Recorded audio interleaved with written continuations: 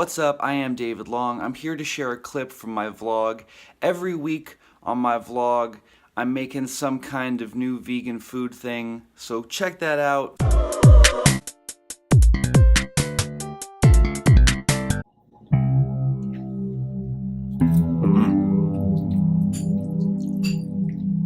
I'm going to teach you how to make a delicious vegan risotto. These are the ingredients to a delicious vegan risotto. Mostly just going to be using this one pan. So, unless you're making your own vegetable broth, in which case you would also need another pot. But I'm just using this vegetable broth right here, and that should be fine. The real trick to risotto is that you have to keep on stirring it and folding it. This is unlike a lot of other rice dishes. You don't just set it and forget it. You really have to stay on top of it. You can't be wandering away and stuff. So we're starting with some of our regular bits. Just starting it out with some onions and garlic. So if I had some fresh thyme and rosemary, all smashed up and nice, I'd be throwing that in there right about now too. Unfortunately, sometimes you gotta work with what you got. Or maybe you might say fortunately, sometimes you're able to work with what you've got. I'm just gonna use some of this Mrs. Dash. A dash and dash. This type of rice particular is risotto rice. You have to get a special rice to do risotto. Don't think you're just going to be using some jasmine and throwing it in here and using this technique and making risotto. You got to get this kind of rice. Arborio. Only going to use 1 cup.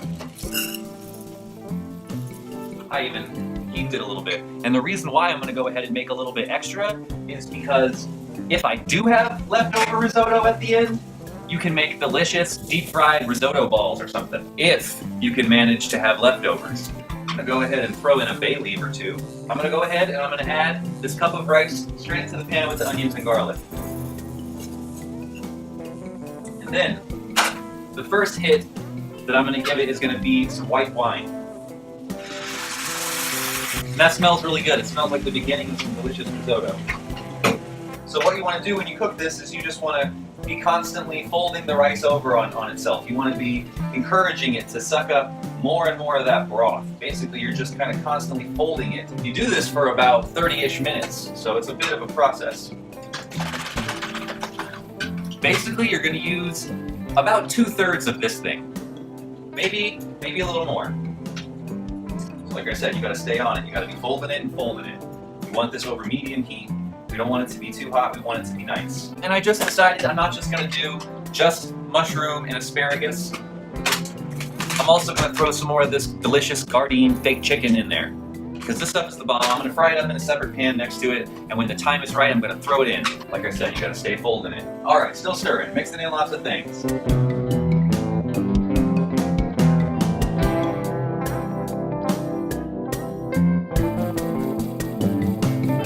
Trying to work in these delicious asparagus, especially the heads and the top bits. When you're making risotto, you want to really make sure that all your bits are really small, because what you really kind of want is to be able to get that perfect bite, where you get little elements of everything in each bite. Make sure you put salt. Stirring and stirring, stirring and stirring. Remember, you don't want to add too much broth at once. It's supposed to be like a cup at a time. You don't want to flood it out, you want to slowly cook it in. I don't know if I'm supposed to or not, but I'm gonna go ahead and do it. I'm gonna add a squirt of lemon.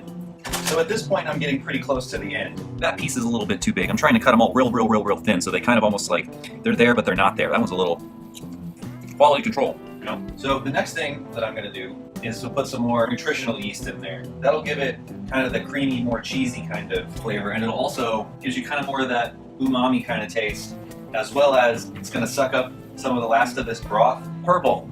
Okay, that's very close. Now it's starting to get to that point where it's starting to get a good consistency. You want it to be creamy, but you don't want it to be watery. So when you get close to the end like this, just keep cooking it down until it's done. I think it'd be really great to serve this with some bread, some pieces of toast, and then you kind of scoop it onto the pieces of cut up toast, little slices of bread, right? And you put it on there, and you eat it like that, and that is about the most decadent thing on the planet. So good. Unfortunately though, right now I don't have bread like that. So I'm just gonna eat it as it is with some hot sauce. I would put hot sauce on the bread too though. Really, I think a lot of the art of cooking happens around this time at the end, where I start tasting it more and being more interested in kind of the last minute refinements of flavor.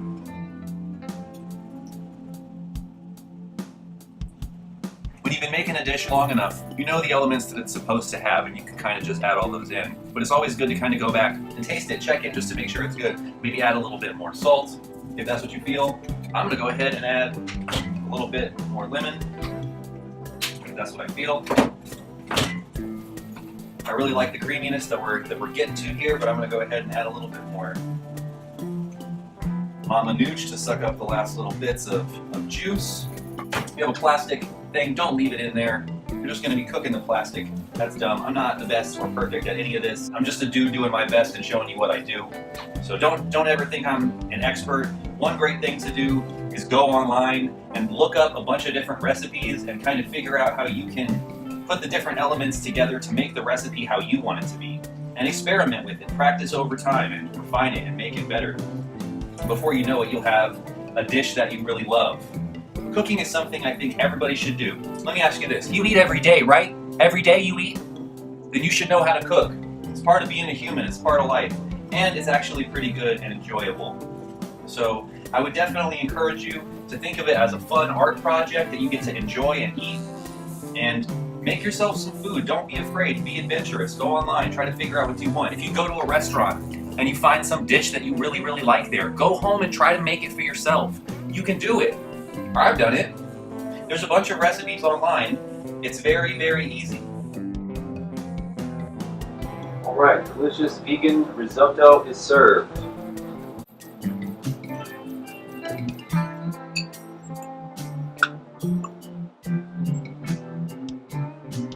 So good. You watch it? You like that? She's happy with it, I'm happy with it.